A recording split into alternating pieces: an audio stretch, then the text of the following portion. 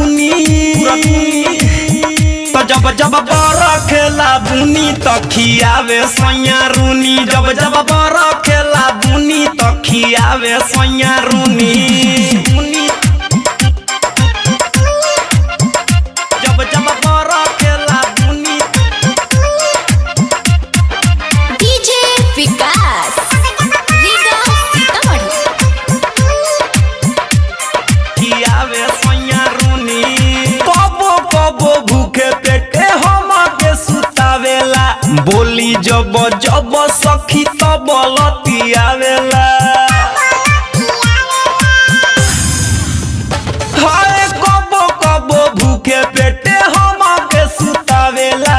बोली जब जब सखी तब लतियावेला। मारे आना धुन देला अखिया मुनी।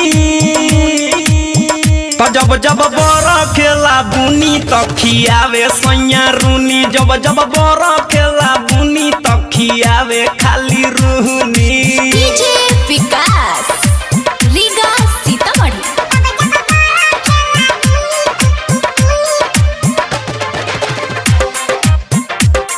खियावे सैया रूनी।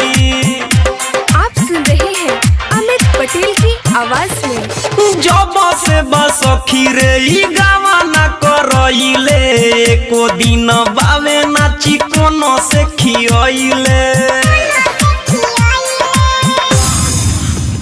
हाँ जब से बस खीरे गावा न करइले।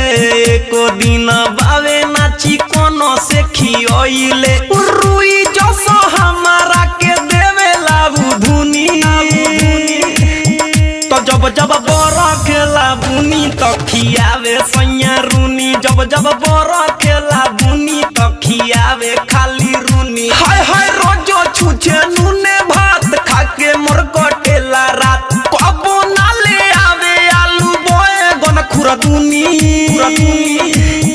तो जब जब बड़ा खेला बुनी तो खियावे सैया रूनी। जब जब बड़ा खेला बुनी तो खियावे सैया रूनी।